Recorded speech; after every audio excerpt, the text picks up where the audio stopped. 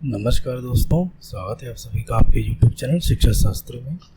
दोस्तों, आज हम लोग बात करेंगे गोखले बिल के बारे में, जो कि अनिवार्य और प्राथमिक शिक्षा को निःशुल्क बनाने के लिए लाया गया था। गोखले बिल के पूर्व आप देखेंगे कि लॉर्ड कर्जन ने 1905 में बंगाल का विभाजन किया था, जिसके कारण पूरे देश में स्वदेशी आंदोलन हो गया, विदेशी कपड़ों की होली जलाई गई और राष्ट्रीय चेतना का विकास होता है।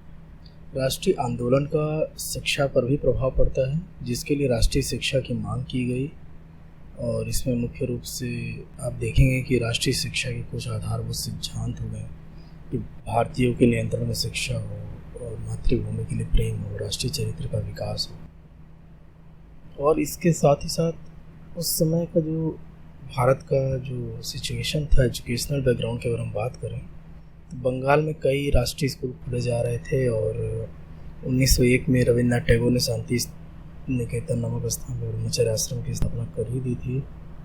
इसके साथ साथ हरिद्वार और वृंदावन में भी गुरुकुल स्थापित किए जा रहे थे आर्य प्रतिनिधि सभा के द्वारा। 1910 में जब इलाहाबाद अधिवेशन में कांग्रेस ने अपने निःशुल्क प्राथमिक शिक्षा का प्रस्ताव पास किया, उसका प्रभाव आंदोलन में जितने उत्साह से आरंभ हुआ उतने उत्साह से आगे तो नहीं बढ़ सके।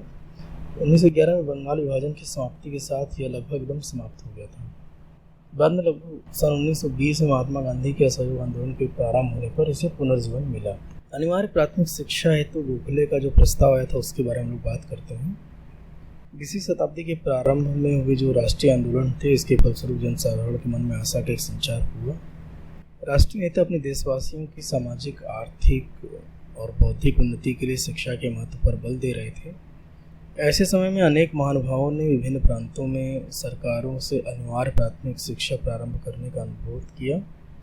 सन 1906 में हम देखते हैं कि सबसे पहला प्रयास बड़ौदा के महाराज सियाजीराव गायकवाड़ ने अपने राज्य में प्राथमिक शिक्षा को अनिवार्य और निःशुल्क बना दिया। बड़ौदा महाराज के इस कार्य से उत्साहित होकर गोपाल कृष्ण गोखले ने भारत सरकार को अनिवार्य प्राथमिक शिक्षा की दिशा में क्रियाशील बनाने का प्रयास किया। गोपाल कृष्ण गोखले पूना के फर्ग्यूसन कॉलेज के प्राचार्य थे।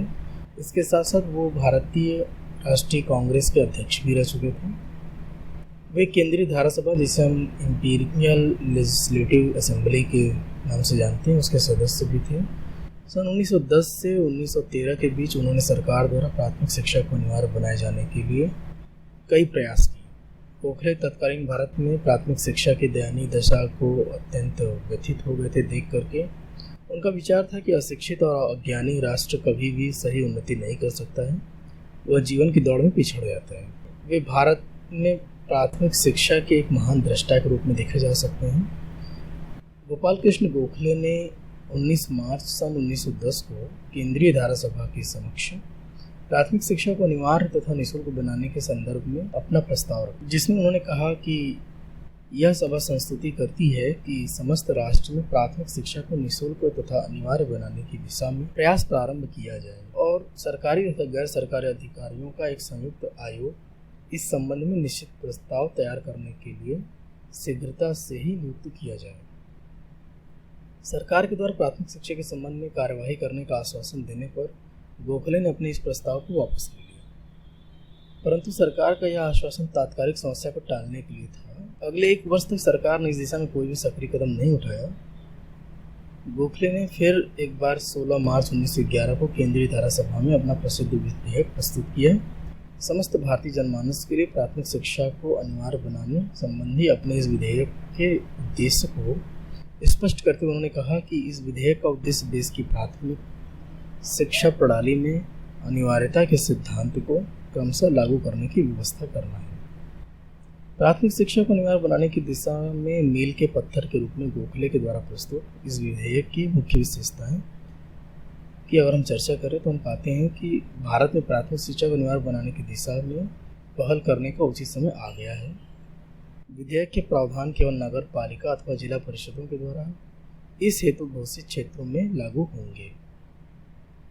प्रांतीय सरकार की पूर्व अनुमति के बिना किसी क्षेत्र को इस उद्देश्य के लिए घोषित नहीं किया जा सकता तथा अपनी सीमाओं के अंदर स्कूल जाने वाले क्षेत्रों के प्रतिशत के संबंध में भारत सरकार द्वारा बनाए गए नियमों की पूर्ति करता है।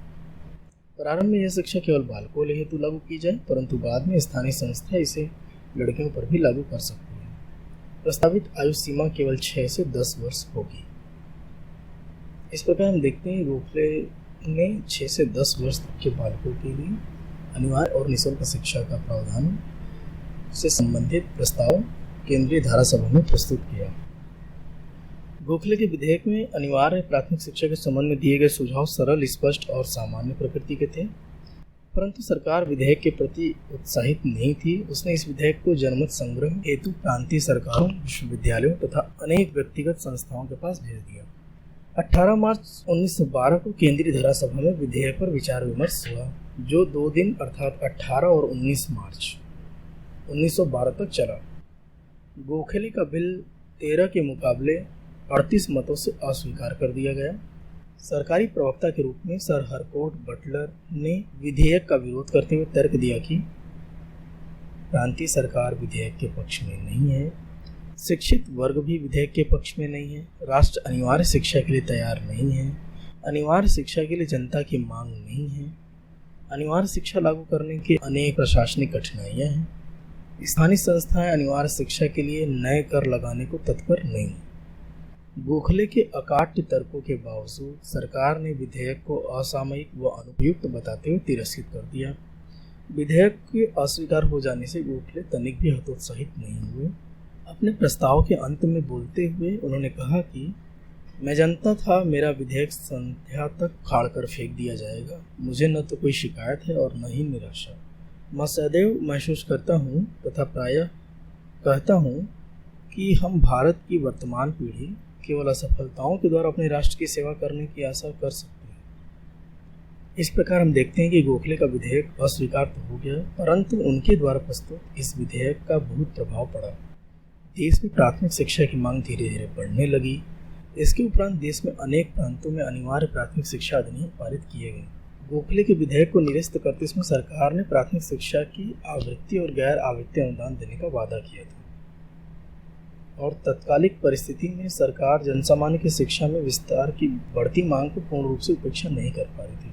अनिवार्य प्राथमिक शिक्षा का प्रारंभ करने के लिए गोखले ने जो बीजारोपण किया, उसके परिणाम शीघ्र आने लगे। गोखले के बिल ने ब्रिटिश संसद में भी जागरूकता उत्पन्न की। यद्यपि सन 2005 में ही प्राथमिक शिक्षा के प्रसार में तीव्रता प्रारंभ हुई थी, परंतु दिसंबर 1911 में भारत भ्रमण में आए सम्राट जॉर्ज प्रथम ने इसको समृद्धशाली बनाया।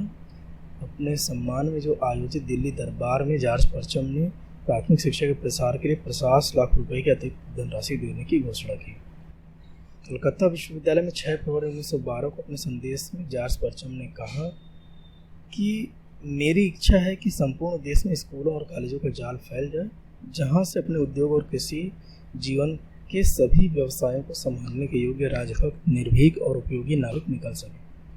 देश की शिक्षा की बढ़ती हुई मांग और सम्राट की इच्छा के अनुरूप भारत सरकार ने 21 फरवरी 1913 को शिक्षा संबंधी प्रस्ताव पारित किया, जिसमें परिवर्तित सरकारी शिक्षा नीति को स्पष्ट किया गया।